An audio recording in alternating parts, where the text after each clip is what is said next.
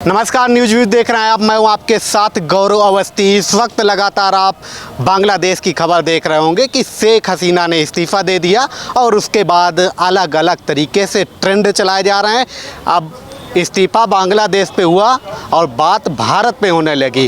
कहा जा रहा है जिस तरीके से बांग्लादेश का आज हाल हुआ है, वहाँ की शेख हसीना को इस्तीफ़ा देना पड़ा। एक दौर ऐसा भी आएगा कि प्रधानमंत्री नरेंद्र मोदी को भी इसी तरीके से इस्तीफ़ा देना पड़ेगा। ये तमाम सारी चीज़ें चलाई जा रही हैं सोशल मीडिया पर। इस वक्त इत्तेफाक से हम कश्मीर पर खड़े हुए हैं और कश्मीर के लाल चौक के इलाके पे थोड़ा सा ऊपर की तस्वीर दिखाइए, वादियाँ दिखाइए और यहाँ का माहौल दिखाइए। माहौल यहाँ का ठंडा हो चुका है, मतलब शाम के समय माहौल ठंडा होता जाता है, लेकिन सियासत पूरी गर्म हो चुकी है। बांग्लादेश के नाम पे भारत को एक तरीके से उसके प्रधानमंत्री को कहा जा रहा है कि इसी तरीके का हाल होने वाला है। तो सबसे पहले यही कश्मीर के लोगों से बातचीत करेंगे इस पर। इन लोगों की क्या राय? सर, क्या नाम है?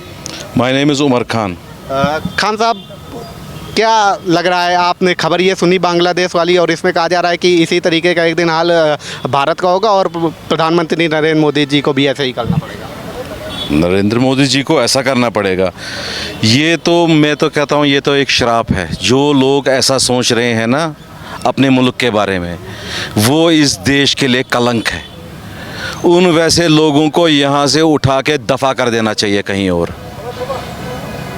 यहाँ पर जो डेवलपमेंट इश्यूज़ जो थे हिंदुस्तान में, वो सारे डेवलपमेंट इश्यूज़ उन्होंने प्रैक्टिकली करके दिखाए यहाँ पर सॉल्व। नरेंद्र मोदी साहब जो हैं, उन्होंने हर किसी सेक्टर में अपना ज़बरदस्त योगदान दिया है। ये कौन बोल रहा है ऐसी बातें? और जो ये लोग ऐसी बातें बोल रहे हैं वो देशद्रोह हैं, वो देशद्रोह की बातें करते हैं। हमको ये चीज़ें एक्सेप्ट नहीं है, हम इन चीज़ों को रिजेक्ट करते हैं। जी हाँ, बाकी रहा शेख हसीना जी का, ये हिंदुस्तानी वो गुलदस्ता है जिसने शेख हसीना को भी आज़ाद किया, बांग्लादेश को आज़ाद किया। और आज भी अगर उसको आज़ाद किया, वो भी हिंदुस्तान ने ही उसको आज़ाद किया। हिंदुस्तान एक सुपर पावर है। हिंदुस्तान इस टाइम अमेरिका को आंख दिखाता है, हिंदुस्तान इस टाइम इजराइल को आंख दिखाता है। तो ये कौन सी खेत की मूलियां हैं जो ऐसी बड़ी बड़ी बातें कर रही हैं? ये यहाँ पर आग लगाना चाहते हैं ये सारी अपोजिशन इस टाइम। वो नहीं चाहते हैं कि मोदी जी यहाँ पर काम करे। तो उसका मतलब ये नहीं है कि मोदी जी डर जाएंगे। ये कांग्रेस जो 80 साल से यहाँ हुकूमत में तांडव मचा रही है, 10 साल में मोदी जी ने इनको इसका सल्यूशन आगे करके फेंक दिया। ये इनके पास बचा ही क्या है देखने के लिए? इनके पास बचा ही नहीं है सुनने के लिए कुछ और न कहने के लिए। देखिए, नरेंद्र भाई मोदी जी जो है, उन्होंने इस देश को कहीं से कहीं ले गए।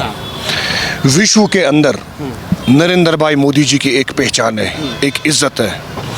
ये शेख हसीना की तरह नहीं है कि जिसको कोई जानता नहीं है। ये नरेंद्र भाई मोदी जी है, पूरे विश्व को एक समेटा और भारत का नाम रोशन कर दिया। आज से कुछ साल पहले आप देख लीजिए, भारत का नाम बहुत सारे कंट्रियों में वो जानते ही नहीं थे। ये नरेंद्र भाई मोदी जी की देन है, पूरे विश्व में भारत का नाम रोशन किया। और रही बात बांग्लादेश की, बांग्लादेश भी इसी देश का एक अंग था, अभिन्न अंग है।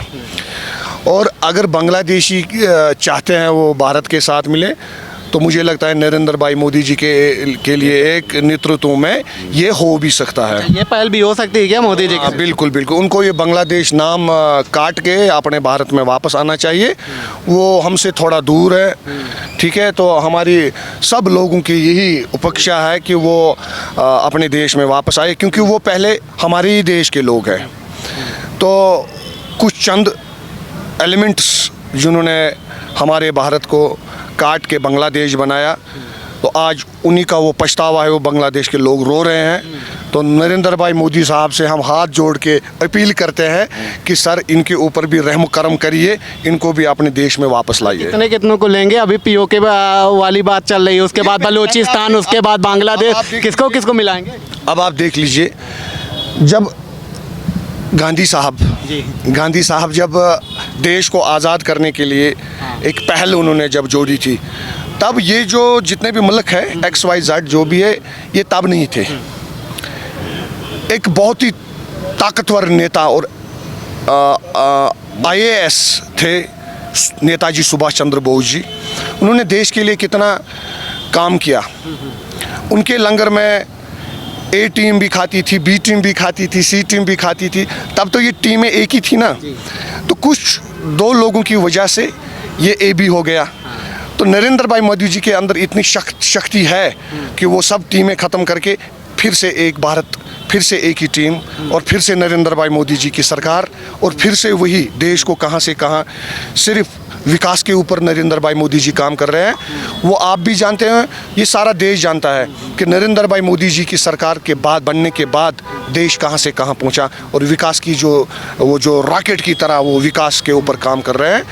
तो मुझे लगता है कि बाकी जो ABC जो है उनको भी विकास के लिए काम करना चाहिए, उनको भी एजुकेशन के लिए काम करना चाहिए। लेकिन इंटरनेशनली तो मुद्दा बनाया जाता है कि अभी अपने ही मसलों को संभाल नहीं पाता भारत, मतलब कि कश्मीर हो गया और इस तरीके के यहाँ के नेताओं के अलग बातें रहती हैं कि हम आएंगे तो फिर से बहाल करेंगे 370 और तमाम सारी चीज़ें अपने अपने इशू यहाँ के उठाते रहते हैं। और आप कह रहे हैं कि इस तरीके से मोदी जी नेतृत्व करें और बांग्लादेश और सबको ले आएँ, कैसे ये सब संभव है? ये देख लीजिए आप, ये एक इम्पॉर्टेंट बात मैं कहने जा रहा हूँ आपको। अपने देश के अंदर डेमोक्रेसी है, कोई भी आम आदमी अपनी बात रख सकता है, कोई भी व्यक्ति अपनी बात रख सकता है। जो अपोजिशन है उन्होंने कोई ना कोई प्रोपगेंडा तो बनाना है।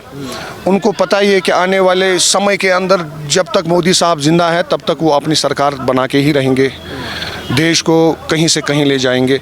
अभी आपने देखा होगा पिछली बार जो वो अंतरिक्ष में भेजा जी, चंद्रयान, ये आज तक क्या हुआ? एक अब्दुल कलाम साहब थे, उन्होंने मिसाइल मैन ऑफ इंडिया, उनके बाद ये इतनी बड़ी स्थिति बनी कि जो चंद्रयान चला गया चांद पे, तो उन्होंने वहाँ पे भी भारत माता की वो छाप डाली। जब उसका वो रोलर चला था तो तब भी वो अशोक का स्तंभ है हमारा, उस पर भी हमने छाप डाली। तो ये बाकी देशों को एक सीख मिलनी चाहिए कि भारत कितने दिन ब दिन कितनी तरक्की कर रहा है। ये इसलिए कर रहा है कि नरेंद्र भाई मोदी जी साफ शफाफ आदमी, अनकरप्टेड आदमी, जो देश को आगे लेने के लिए काम कर रहे हैं। तो बाकी दो देशों से भी मेरी सलाह मशवरा यही करें कि आप भी मोदी साहब के साथ बात करें और मिल जाए और मिलकर एक नया सिस्टम। ये इंटरनेशनली लीडर हैं क्या, मतलब कि पूरे वर्ल्ड को संभालेंगे? और क्या? हाँ बिल्कुल बिल्कुल संभाल सकते हैं। उनमें वो क्षमता है उनके अंदर। उसमें हम उनकी अगर मैं चाहता ना, मैं क्षमता छीन सकता था, लेकिन वो किसी में क्षमता नहीं है जो उनकी क्षमता छीने। शक्ति दी है उसको जो है ना, जो उनसे जो है ना अल्लाह वो राजी है, तब जाके वो इस टाइम 3.0 मोदी बन के बाहर आए हैं। अगर घर में 4 लोग रहते हो, उनकी 4 लोगों की बातें एक जैसी नहीं होती। मोदी जी में वो क्षमता है, इसने पूरे देश को एक साथ चलाया और इसने पूरे देश के लोगों में जो है देश के प्रति जो है प्यार मोहब्बत फैलाया। कभी इस्तीफा नहीं देना पड़ेगा मोदी? तो जरूरत नहीं पड़ेगी, जरूरत कभी नहीं पड़ेगी। जरूरत जिस दिन ऐसी नौबत आएगी ना, जिस दिन ऐसी नौबत आएगी मोदी जी को इस्तीफा देना पड़ेगा, उस दिन हम जैसे लोग जो हैं इस धरती पे नहीं होंगे। हमारा होना फिर यहाँ जरूरी नहीं है। हम जब हम यहाँ से स्वर्गवास हो जाएंगे ना, फिर ऐसी बातें आप करो। मतलब आपके रहते हुए ऐसा जीवन में कभी? नहीं, that is not possible, it is not possible. Allah के बिना पत्ता नहीं हिल सकता है। आप बोलोगे ना पत्ता, जो हम कुरान पे हम बिलीव करते हैं, तो जो हमारे रसूल पाक सल्लल्लाहु अलैहि वसल्लम थे, जो हमारे प्रॉफिट थे, उसने कितना पीस और अमन की तरह लोगों को समझाया है। मेरा मुद्दा और मकसद है मोदी जी का मसला। मोदी जी को डायरेक्ट अल्लाह ने बनाया है, आपने और मैंने नहीं बनाया है। अल्लाह ने हमारे दिमाग में डाला है कि मोदी जी से प्यार करो। वो किसने डाला है? एक अल्लाह ने डाला है। बाकी अल्लाह के बिना पत्ता नहीं हिलता है। मोदी जी है तो मुमकिन है, मोदी जी है तो गारंटी है। और जय हिंद, जय भारत, वंदे मातरम। तो ये कश्मीरी भाई लोग थे, लाल चौक के पास की तस्वीरें आपको दिखा रहे थे, जिस तरीके से बांग्लादेश में जो इस कदर आप अभी खबरें सुन रहे हैं उसको लेकर के यहाँ के लोगों से हमने सोचा आए हुए हैं तो उनसे भी चर्चा करते हैं। फिलहाल अभी के लिए इतना ही, देखते रहिए न्यूज़ व्यूज।